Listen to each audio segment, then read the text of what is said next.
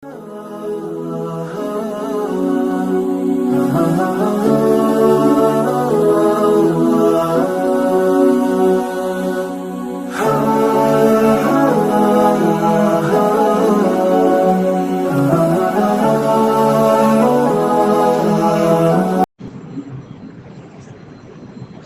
عليكم ورحمة الله وبركاته.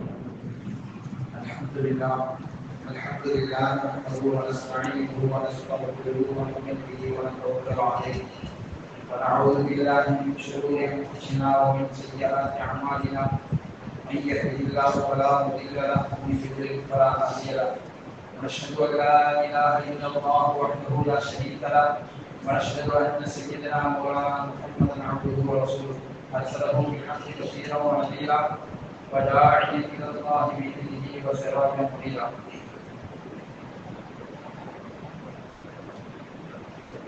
قال الله تبارك وتعالى من كلامه العزيز بعد أعوذ بالله من الشيطان الرجيم ولا يجرمنكم شنآن قوم على ألا تعدلوا اعدلوا هو أقرب للتقوى. وروى البخاري عن ابي موسى الاشعري رضي الله عنه انه قال قال رسول الله صلى الله عليه وسلم المسلم من سلم المسلمون من لسانه ويده او كما قال عليه الصلاه والسلام. கணியத்துக்குரிய மேலான இஸ்லாமிய பெரியோர்களே, நாட்டினுடைய தற்போதைய நிலையில் பஹல்காம் என்ற இடத்திலே சுற்றுப்பயணிகள் டூரிஸ்டுகளாக வந்தவர்கள் துப்பாக்கி குண்டுகளால் கொலை செய்யப்பட்டிருப்பது மிகவும் கண்டனத்திற்குரியது. யாராக இருந்தாலும் அதை செய்தவர்கள் நிச்சயமாக தண்டிக்கப்படக்கூடியவர்கள் தான். இங்கே நாம் இரண்டு விஷயங்களை கவனத்தில் கொள்ள வேண்டும். ஒன்று, இந்த மாபாதக செயலில் ஈடுபட்டவர்கள் இஸ்லாமியர்கள் என்பதாக சொல்லப்படுகிறது. ஊர்ஜிதமான தீர்க்கமான முடிவு இன்னும் எட்டப்படவில்லை, ஆனால் இதனை செய்தவர்கள் முஸ்லிம்கள் என்பதாக சொல்லப்படுகிறது. இரண்டாவதாக, அதை ஒட்டி பரப்பப்படக்கூடிய அவதூறான விஷயங்கள். கண்ணியத்துக்குரியவர்களே, அல்லாஹ் சுப்ஹானஹு வ தஆலா நமக்கு ஒரு பரிசுத்தமான ஒரு மார்க்கத்தை தந்திருக்கிறார். இந்த மார்க்கம் எல்லா மனிதர்களும் ஏக இறைவனை ஏற்றவர்களாக பெருமானார் ஸல்லல்லாஹு அலைஹி வஸல்லம் அவருடைய வழிகாட்டுதல்களை எடுத்து நடப்பவர்களாக இருக்கும் பொழுது இந்த பூமி முழுவதும் அது சொர்க்கமாக ஆகிறது. அதே சமயம் இந்த மார்க்கத்திலே சொல்லப்பட்ட கருத்துக்களை தவறான முறையில் விளக்கி தவறான முறையில் போதிக்கப்பட்டு தாங்கள் விளங்கியதுதான் சரி என்பதாக சிலர் நடக்கக்கூடிய நேரத்திலே முழு முஸ்லிம் சமுதாயத்திற்கும் எல்லா நாட்டினுடைய எல்லா பகுதியில் இருக்கக்கூடிய முஸ்லிம்களுக்கும் இதனால் எவ்வளவு பெரிய இழுக்கு ஏற்படுகிறது, சங்கடங்கள் ஏற்படுகிறது என்பதை நாம் எல்லாம் உணர்ந்து கண்ணியத்திற்குள்ளே நம்முடைய மார்க்கத்திலே என்ன சொல்லப்பட்டிருக்கின்றது உண்மையில் நபி ஸல்லல்லாஹு அலைஹி வஸல்லம் அவர்களிடத்திலே கேட்கப்பட்டது, ஐயுல் இஸ்லாம் எனும் இஸ்லாமில் ஒரு முஸ்லிம் சிறந்த முஸ்லிம் என்பது அதற்கான அடையாளம் என்ன? நபி ஸல்லல்லாஹு அலைஹி வஸல்லம் அவர்கள் அழகாக சொன்னார்கள், அல் முஸ்லிமு மன் சலிமல் முஸ்லிமூன மின் லிசானிஹி வ யதிஹி. ஒருவர் உண்மையான முஸ்லிம் யார் என்று சொன்னார், அவரின் நாவின் மூலமாக அவருடைய கரங்களின் மூலமாக மற்ற எந்த முஸ்லிமுக்கும், இன்னும் சில ரிவாயத்துகளில் எந்த மனிதர்களுக்கும் எந்த விதமான தீங்கும் ஏற்படக்கூடாது, எந்த விதமான ஆபத்துகளும் ஏற்படக்கூடாது. அவர்தான் உண்மையான முஸ்லிம் என்பதாக சொல்லப்படும்.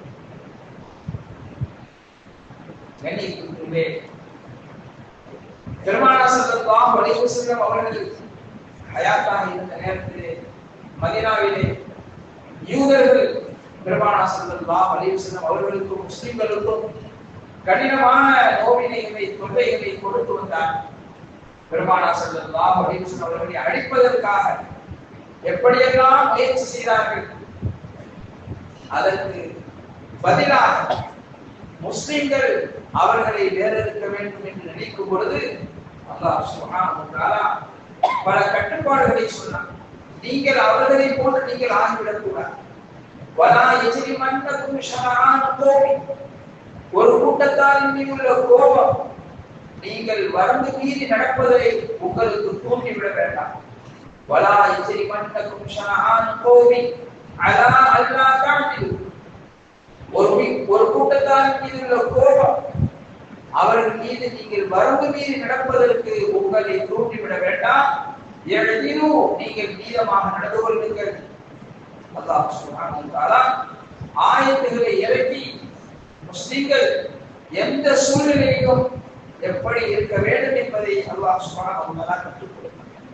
இன்னும் சொல்ல போனா முஸ்லிம்களுடைய ஆட்சி அதிகாரத்துக்கு கீழே மாற்று மதத்தவர்கள் இருந்தாலும் அவர்களை எப்படி வழி நடத்த வேண்டும் என்பதாக பெருமானார் ஸல்லல்லாஹு அலைஹி வஸல்லம் வழிகாட்டியிருக்கிறார். அவர்கள் அவருடைய மதப்பிரகாரம் மத சுதந்திரமாக அவர்கள் நடப்பதற்கு அனுமதி கொடுக்கப்பட்டிருந்தது. அவர்கள் ரிம்பிகள் என்பதாக சொல்லப்படுவார்கள். அவர்களுக்கு நாம் அநியாயம் இழைக்கக்கூடாது.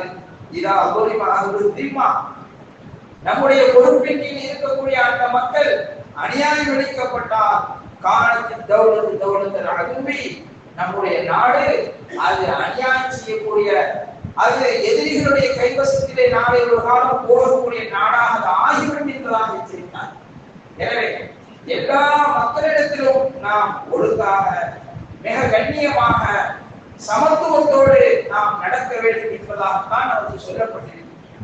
அப்படி இருக்கும் பொழுது நம்முடைய நாடுகள் போன்ற எல்லா மக்களும் இருக்கக்கூடிய போன்ற நாடுகளிலே குறிப்பிட்ட சில விஷயங்களை படித்துக் கொண்டு பிற மனிதர்களுக்கு நோவினை கொடுப்பது, பிற மனிதர்களுக்கு தொல்லை கொடுப்பது, சுற்றுலா பயணிகளை இது போன்ற கொடூரமான முறையிலே கொல்வது என்பது நிச்சயமாக இஸ்லாத்திற்கும் அவர்களுக்கும் எந்த சம்பந்தமும் இல்லை. அவர்கள் இப்படி செய்பவர்கள் அவர்கள் முஸ்லிம்களாக இருக்கவே முடியாது. அல்லாஹ் சுப்ஹானஹு வ தஆலா அருள்மறையிலே ஒருவர் அநியாயமாக இன்னொரு மனிதரை கொலை செய்தார். ஷரியத்திலே வழங்கிய அனுமதி இல்லாமல் அநியாயமான முறையிலே ஒரு மனிதர் இன்னொரு மனிதரை கொலை செய்தார். அல்லாஹ் சுப்ஹானஹு வ தஆலா திருமறையிலே சொல்லும் பொழுது கன்னமா கத்தலனா சித்தமியா, அவர் முழு மனித சமுதாயத்தை கொலை செய்வதை போன்று ஆகுவார். ஒரு மனிதரை கொலை செய்வது என்பது முழு மனித சமுதாயத்தை கொலை செய்வதை போன்று ஆகும். ஒரு மனிதரை வாழ வைத்தவர், அது போன்ற ஆபத்திலிருந்து காப்பாற்றி அவரை வாழ வைத்தவர், அவர் முழு மனித சமுதாயத்தையும் வாழ வைத்தவரை போன்றார். பெருமானார் ஸல்லல்லாஹு அலைஹி வஸல்லம் அவர்கள் மேராஜுக்கு சென்று வந்த பிறகு ஒரு விஷயத்தை சொன்னார்கள். நான் சொர்க்கத்திலே சொர்க்கத்திலே ஒரு மனிதர் பொருட்டு படுத்துக் கொண்டிருப்பதை நான் பார்த்தேன். இதனால்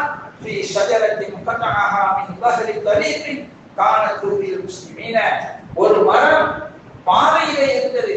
அதனால் அந்த பாதையிலே செல்லக்கூடிய முஸ்லிம்கள் நோவினை அடைந்தார்கள். எல்லா மனிதர்களுக்கும் அது கஷ்டம் தரக்கூடியதாக இருந்தது. அந்த நோவினையை நீக்குவதற்காக வேண்டி அந்த மனிதர் முயற்சி செய்து பாடுபட்டு அந்த மரத்தை வெட்டினார். அதனால் முஸ்லிம்களுக்கு அந்த பாதையில் செல்பவர்களுக்கு ஓய்வு கிடைத்தது, சுகம் கிடைத்தது. அந்த ஆபத்திலிருந்து அவர்கள் நீங்கிவிட்டார்கள். அல்லாஹ் இதன் காரணமாக அந்த மனிதருக்கு சொர்க்கத்தை கொடுத்தான் என்று சொன்னார். இப்படியெல்லாம் சொல்லப்பட்ட நம்முடைய மார்க்கத்திலே இது போன்று அநியாயமாக அப்பாவிகளாக இருப்பவர்களை கொல்லுவது என்பது நம்முடைய மார்க்கத்திற்கும் அதற்கும் எந்த சம்பந்தமும் கிடையாது. அப்படி செய்தவர்கள் உண்மையில் முஸ்லிமாக இருக்க முடியாது. கண்ணியத்திற்குள்ளே அதே நேரத்திலே நாம் இன்னொரு விஷயத்தை நாம் யோசிக்க வேண்டும். இது போன்ற தகவல்களை, செய்திகளை சமூக ஊடகங்களிலே பரப்பப்படுகின்றது. என்ன சொல்லப்படுகின்றது? இதை செய்தவர்கள் முஸ்லிம்கள், கொலை செய்வதற்கு முன்னதாக அவர்கள் முஸ்லிம்களா என்பதாக பார்த்து அவர்களை சுட்டுக் கொன்றார்கள் என்பதாக சொல்லப்படுகிறது. இது முற்றிலும் மிக மிக தவறான தகவல். இதில் எந்த வகையான உண்மையும் இதை கிடையாது. கண்ணியத்திற்குள்ளே முஸ்லிம்களாகிய நாம் இது போன்ற தகவல்கள் கிடைக்கக்கூடிய நேரத்திலே அந்த தகவல்களை பரப்புவதில் நாம் மிகவும் கவனமாக இருக்க வேண்டும். குர்ஆனிலே அல்லாஹ் சுப்ஹானஹு வ தஆலா நமக்கு கிடைத்த ஒரு தகவல், ஒரு செய்தி, அது உண்மையா பொய்யா என்பதை ஆராயாமல் பிறருக்கு நாம் அதனை ஃபார்வர்ட் செய்வது, பிறருக்கு அந்த விஷயத்தை நாம் பரப்புவது, இது எவ்வளவு ஆபத்தானது என்பதை அல்லாஹ் திருமறையிலே சொல்லி காட்டுகிறான். அதற்கு ஆயிஷா ரலியல்லாஹு அன்ஹா அவர்கள் அவதூறு சொல்லப்பட்டார். அந்த நேரத்திலே சில முனாஃபிக்குகள் அதனை பொறுப்பேற்று செய்தார்கள். பலகீனமான சில முஸ்லிம்களும் அந்த தகவல்களை மதீனா முழுக்க பரப்பினார்கள். அல்லாஹ் இதை கண்டித்து திருமறையிலே வசனத்தை இறக்கினான். நீங்கள் உங்களுடைய நாவுகளால் அந்த செய்திகளை சொல்லிக் கொண்டே இருக்கின்றீர்கள். அது என்ன? அது உண்மையா? அது பொய்யா? அதை பற்றி நீங்கள் யோசிக்கவில்லை. ஆனால் அது அல்லாஹ்விடத்திலே மிக பெரும் பாவமாகும்.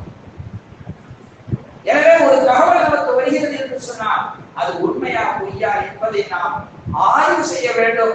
அதற்குரிய பொறுப்பாளர்களை நாம் சொல்ல வேண்டும் என்பதாக நமக்கு சொல்லப்பட்டிருக்கின்றது. மாற்றார்களுக்கு அவர்களுக்கு மார்க்கம் இல்லை, அவர்கள் மனப்போட போக்கிலே வாழ்பவர்கள். ஆனால் முஸ்லிம்களாக இருக்கக்கூடிய நாம் நம்முடைய பேச்சிலே நாம் சரியாக இருக்க வேண்டும், கவனமாக இருக்க வேண்டும். உண்மையை சொல்ல வேண்டிய நேரத்திலே நாம் சொல்லித்தான் ஆக வேண்டும். அதை மறைப்பதால் நிச்சயமாக அது நமக்குத்தான் நஷ்டம் தான்.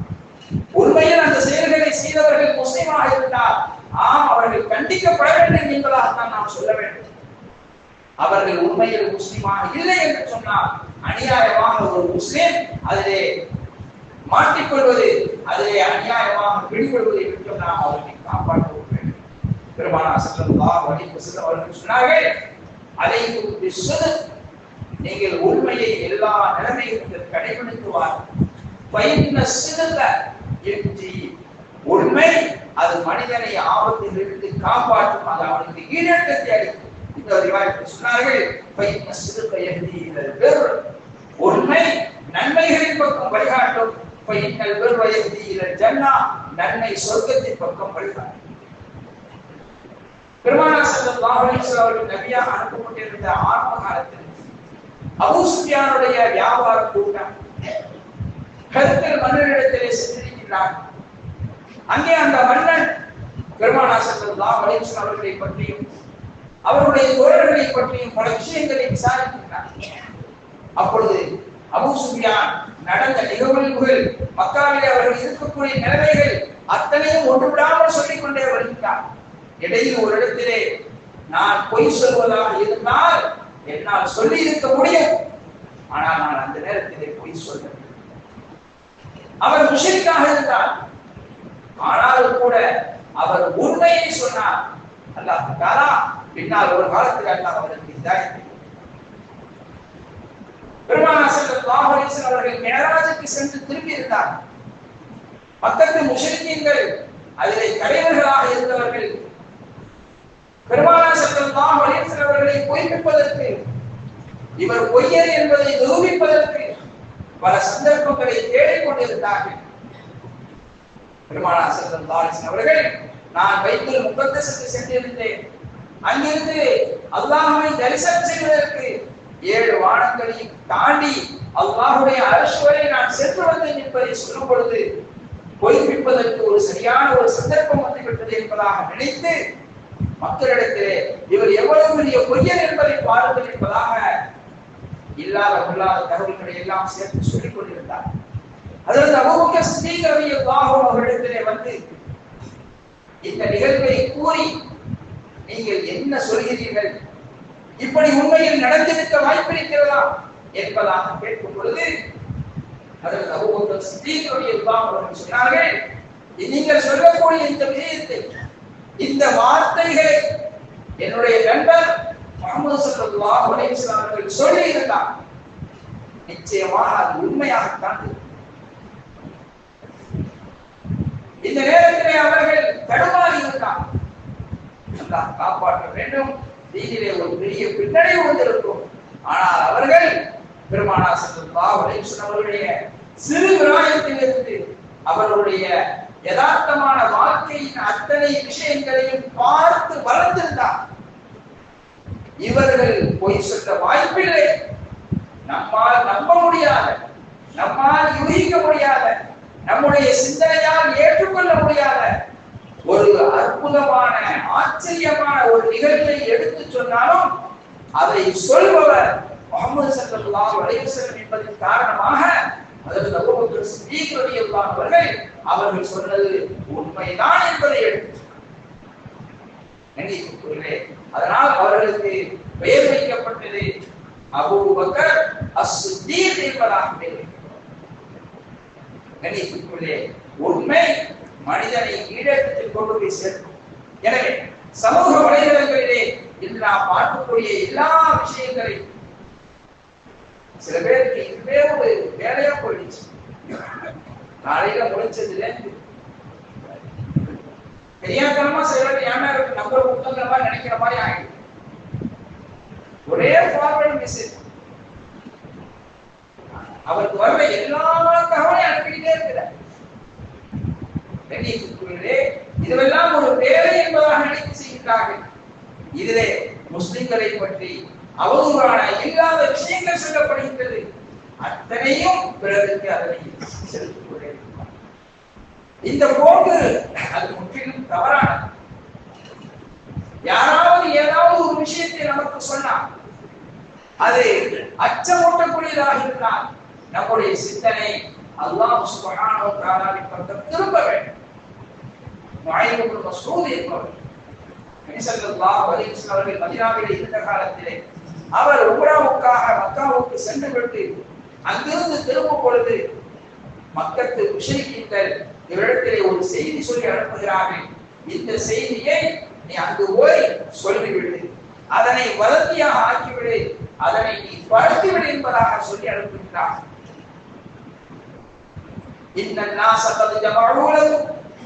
மக்கா வாசிகள் உங்களுக்காக பெரும் படையை திரட்டிக் கொண்டிருக்கின்றார்கள் என்பதாக சொல்லி அவர்களை நீங்கள் அச்சமூட்டுங்கள் என்பதாக சொல்லி அனுப்பினார். அவரும் அதே போன்று ஒரு தகவல், ஒரு செய்தி அது மக்களிடத்தில் எவ்வளவு பெரிய பீதியை உண்டார். அதற்காக அந்த செய்தியை இங்கு வந்து சொல்ல சொன்னார். அவரும் வந்து சொன்னார். சஹாபாக்கள் அது போன்ற செய்தி வந்து அந்த செய்தி வந்த பொழுது சஹாபாக்கள் சொன்னார்கள், இந்த வார்த்தை சஹாபாக்களுக்கு ஈமானை அதிகமாக ஆக்கியது, அல்லாஹ்வின் மீது உள்ள நம்பிக்கையை இன்னும் உறுதியாக ஆக்கியது. அல்லாஹ் எங்களுக்கு போதுமானவர் என்பதாக அல்லாஹ்வின் பக்கம் கவனத்தை திருப்பினார். அல்லாஹ்வின் பக்கம் கவனத்தை திருப்பினார்கள். அல்லாஹ் திருமறையிலே இந்த விஷயங்களை சொல்லி இருக்கின்றான். பொதுவாக நாம் முஸ்லிம்களை சோதிப்போம், முஸ்லிம்களை சோதிக்கத்தான் செய்வோம். அல்லாஹ் திருமறையிலே சொல்லும் பொழுது நாம் 5 விஷயங்களை கொண்டு உங்களை நாம் சோதிப்போம். அதில் ஒன்று பயமுறுத்தாட்டக்கூடிய விஷயம். எனவே இது போன்ற இந்த விஷயம் மட்டுமல்ல, நமது நாட்டிலே தற்போது நடந்து கொண்டிருக்கக்கூடிய இன்னும் எத்தனை விஷயங்கள், வக்ஃப் சம்பந்தமான விஷயங்கள், இதற்கு முன்னால் நடந்த விஷயங்கள், இதுவெல்லாம் நம்முடைய ஈமானை ஆட்டி பார்க்கக்கூடிய, நம்மை பரிசோதித்து பார்க்கக்கூடிய இந்த தகவல்கள் வரும் பொழுது நம்முடைய உள்ளத்திலே முதல் ஸ்தானத்திலே இருக்க வேண்டியது ஈமான்தாரின் அடிப்படையிலே நம்முடைய வாயிலே வர வேண்டிய வார்த்தை ஹஸ்புனல்லாஹ், அல்லாஹ் எங்களுக்கு போதுமானவர். நிச்சயமா தான்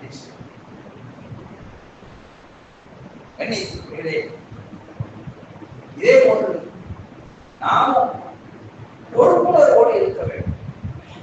உம்மத்திலே, சமுதாயத்திலே எத்தனையோ மக்கள் என்னென்ன விதமான பிரச்சனைகளிலே, பலவிதமான சிந்தனைகளிலே, பிரச்சனைகளிலே சிக்கி கிடைக்கின்றார்கள். ஒருவர் மற்றவருடைய நலனை நாட வேண்டும், அவருக்கு சரியான வழிகாட்டுதல்களை சொல்ல வேண்டும். வியாபாரத்திலே பிரச்சனை இருக்கலாம், கொடுக்கல் வாங்கலிலே பிரச்சனை இருக்கலாம், குடும்பங்களிலே பிரச்சனை இருக்கலாம், அவர் இருக்கக்கூடிய சமூகத்திலே அமைப்பு ரீதியாக பிரச்சனை, இப்படி பலவிதமான பிரச்சனைகள். அல்லாஹ் நமக்கு சக்தி, பலத்தை, அதிகாரத்தை நமக்கு ஒரு ஞானத்தை தந்திருக்கான் என்று சொன்னார். நாம் அது போன்ற விஷயங்களிலே நம்மால் இயன்ற அளவு சரியான பாதையை நாம் காட்ட வேண்டும். அல்லாஹ் தஆலா இது போன்ற சந்தர்ப்பங்களிலே அவனின் பக்கம் அதிகமாக திரும்பி அவனுடைய ஈமானையும் அவன் மீது உள்ள நம்பிக்கையும் உறுதிப்படுத்தி அவரிடத்தை உதவி தேடக்கூடிய நல்ல மக்களாக எல்லாம் அல்லாஹ் சுப்ஹானஹு வ தஆலா நம் அனைவரையும் ஆக்கி புரிவானாக.